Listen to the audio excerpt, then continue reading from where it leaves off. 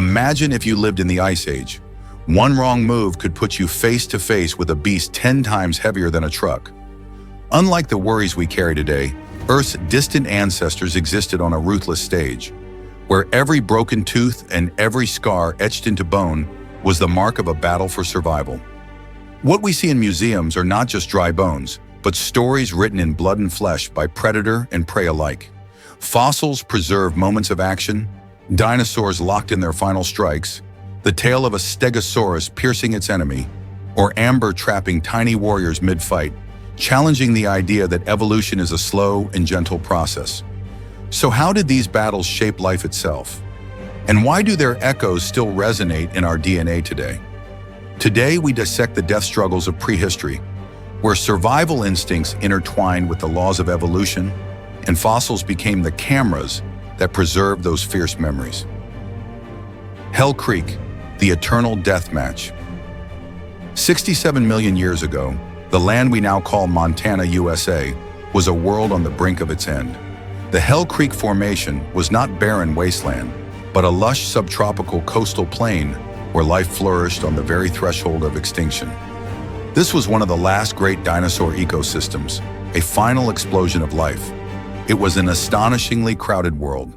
Flowering plants dominated, weaving dense forests, and in those forests, Triceratops reigned supreme. Fossils reveal that they made up nearly 40% of the large dinosaurs in the region. But they were not alone. The apex predator, Tyrannosaurus rex, also stalked these lands in astonishing numbers. Recent field surveys show that T-Rex accounted for 24% of the fauna, making it the second most common dinosaur, rivaling or even surpassing the duck-billed Edmontosaurus. Such a high density of top predators suggests an intensely competitive environment. A juvenile T-Rex was not only fighting for food, it was fighting for its place in a world brimming with danger. And in one corner of this violent world, a fateful confrontation was about to unfold. On one side, a young predator striving to prove itself. On the other, a living fortress, an icon of defensive power. The combatants. The modern story of this duel began in 2006, when a team of fossil hunters led by Clayton Phipps stumbled upon something extraordinary on a Montana ranch. Two nearly complete skeletons, locked together in their sandstone tomb. But this incredible discovery sparked another kind of battle, a human one. A years-long legal fight erupted over ownership of the fossils, estimated at $7 to $9 million, between the landowner and the holder of the mineral rights. This priceless specimen of immeasurable scientific value was caught in limbo. Efforts to sell it to major museums failed, and there was a real fear it would vanish into the hands of a private collector, lost to science forever. This fossil almost disappeared from science entirely. To have a specimen this complete, with two animals locked together, with even impressions of skin, it's a Rosetta Stone for dinosaur behavior.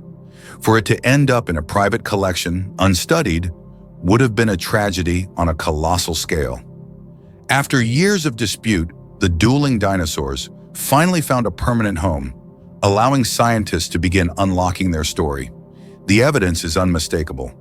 A tooth from the predator was broken off and embedded deep in the Triceratops bone. Both skeletons bear multiple injuries, recording a violent struggle. But the most important detail was the predator's age. This was a juvenile T-Rex.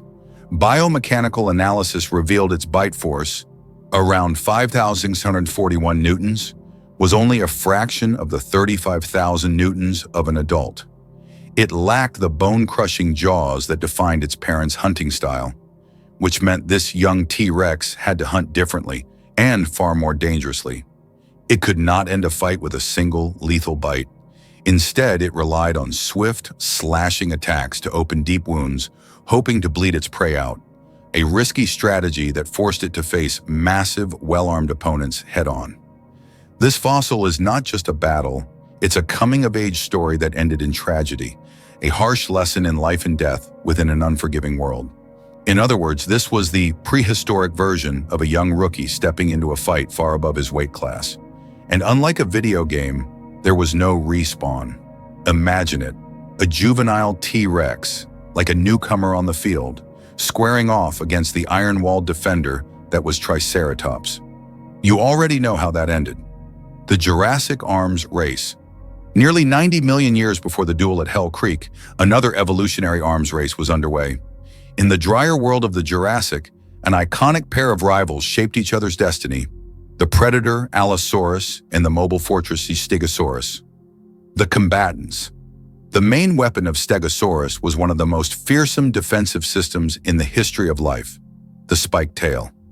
Its strange name, Thagomizer, actually comes from a 1982 Far Side cartoon, but the term has since been adopted informally by scientists. And science has proven it was no joke. Analysis of the skeleton reveals a crucial detail. The tail of Stegosaurus lacked ossified tendons, the stiffening structures found in many other dinosaurs' tails. This absence turned the tail from a rigid club into a flexible weapon, like a medieval spiked mace. Computer models show it could swing through an arc of 100 degrees, and the impact from spikes nearly a meter long was powerful enough to pierce flesh and even shatter bone. This was not a passive defense system. The lack of ossified tendons was the key. It turned the tail from a stiff rod into something more like a mace, a flexible, purposeful, and utterly lethal weapon. Evidence of this ancient conflict is carved into the fossil record. Exhibit A, a tail vertebra of Allosaurus with a healed puncture wound that perfectly matches the shape of a Stegosaurus spike. This proves at least one Allosaurus survived an encounter. Exhibit B, the famous Allosaurus fossil Big Al, shows multiple injuries, including damage to the pelvis, consistent with a Thagomizer strike. This animal limped for weeks before dying of infection, a testament that the weapon could be deadly even without delivering an instant kill. Exhibit C, the fighting pair fossil discovered in Wyoming, showing an Allosaurus and a Stegosaurus that died together, locked in a final struggle. The decisive proof. Dozens of other Allosaurus skeletons bear Thagomizer wounds, and Stegosaurus bones carry the bite marks of Allosaurus. This was no isolated incident. It was a repeating pattern, a story of violent interaction played out over millions of years. The fossil record reveals a clear evolutionary feedback loop. The Thagomizer evolved in response to predators like Allosaurus. In turn, Allosaurus had to develop new strategies, perhaps hunting in packs or targeting juveniles, to overcome such defenses. These fossils are not just evidence of a battle. They are proof of a war that lasted millions of years and sculpted the bodies of both combatants. But the story grows even more complex. Histological studies of Stegosaurus plates reveal a striking shift in their function over time. The large dorsal plates developed an extensive network of blood vessels in young adults, suggesting their main roles were display, attracting mates or intimidating rivals, or thermoregulation. By contrast, the tail spikes only became thick, dense, and structurally reinforced for combat when the animals reached full maturity. This implies a fascinating survival strategy shift. A juvenile Stegosaurus may have relied on camouflage, herd protection, or threatening displays. But a battle-hardened elder was a walking fortress, whose primary defense was active, lethal combat. An Allosaurus may have had to assess its target's age and readiness to fight before deciding to strike. In other words, running into an old Stego was like picking the wrong opponent at the gym. You thought they were slow, only to take a knockout punch faster than you could hit skip ad.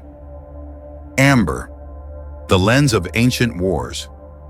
Not all battlefields were vast plains, some were no larger than a drop of tree resin, and not all warriors were giants. Some of the oldest and fiercest conflicts were fought on a microscopic scale.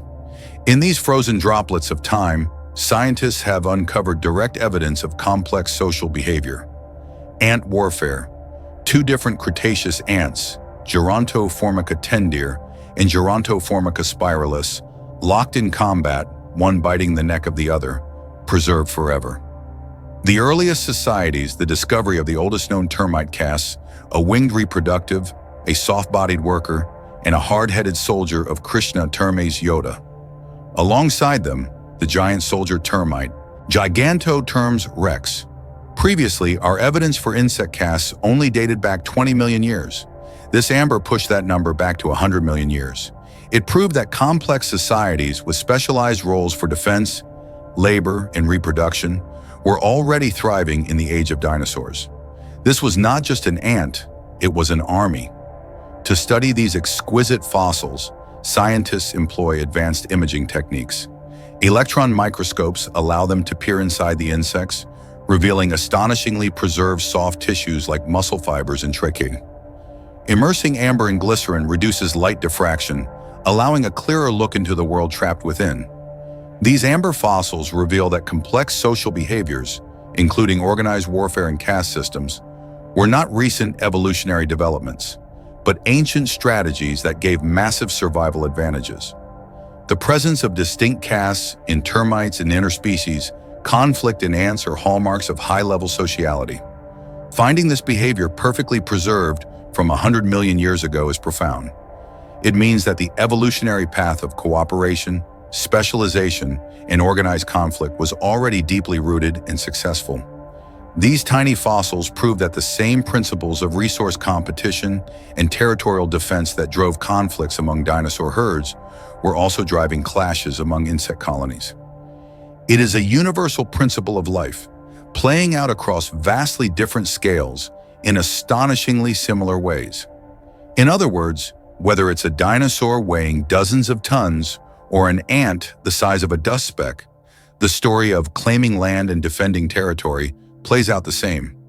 If there had been a GoPro camera 100 million years ago, we'd likely have seen an insect version of Game of Thrones, full of drama, betrayal, and no shortage of blockbuster-level combat. The rise and fall of the ocean tyrant.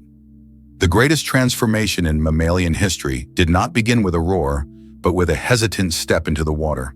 This is the story of how a land-dwelling animal returned to the sea and became the largest creature ever to exist. When the first skull fragments of Pakicetus were discovered in the 1980s, it looked like a terrestrial mammal, but hidden within was an unmistakable clue. Using CT scanning, paleontologists like Hans Thewissen and Philip Gingerich looked through the rock. There they found a unique bony structure in the ear, the auditory bulla, shaped in a way found only in whales, living and extinct. It was an unmistakable signature, proof that this wolf-like creature was the earliest ancestor of whales. Another layer of evidence came from chemistry. By analyzing oxygen isotopes in tooth enamel, scientists could determine the type of water the animal drank. The results for Pakicetus showed it drank fresh water, confirming that it lived in rivers and estuaries, not the open sea. It existed on the boundary between two worlds, and its ears reflected this.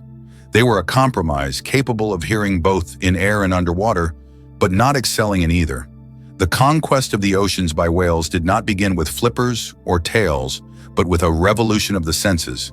To dominate the sea, they first had to learn how to listen to it. From those humble beginnings, the whale lineage evolved rapidly. Over millions of years, they abandoned the land, developing flippers and powerful tails. The apex of this early stage was Basilosaurus, an 18-meter, snake-like predator with tiny hind limbs, a haunting reminder of its terrestrial past. But even this monster was only a stepping stone to the ultimate ocean predator. The predator.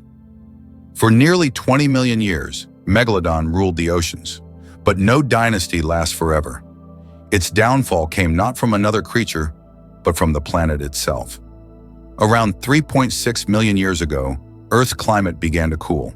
As polar ice caps grew, sea levels dropped, destroying the warm coastal nurseries where Megalodon raised its young.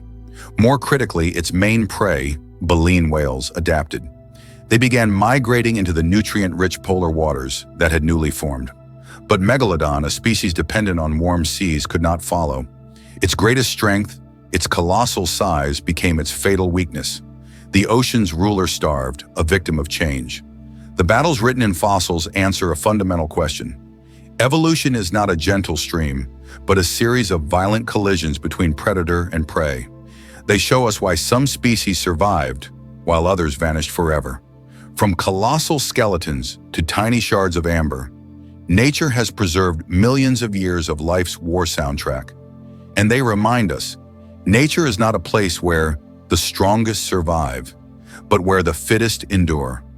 From the giant dinosaurs of Hell Creek, to the life-or-death duels of the Jurassic, to entire insect armies frozen in amber, all these fossils are the fiery journal of life itself. They remind us that evolution is not the journey of the strongest, but of those who adapt. Nature does not reward absolute strength, but the ability to endure. So tell me, among these death duels, T-Rex versus Triceratops, Allosaurus versus Stegosaurus, or the battles of ants preserved in amber, which do you think was the most terrifying confrontation? Share your thoughts in the comments below, and don't forget to like, share, and subscribe to follow the next stories.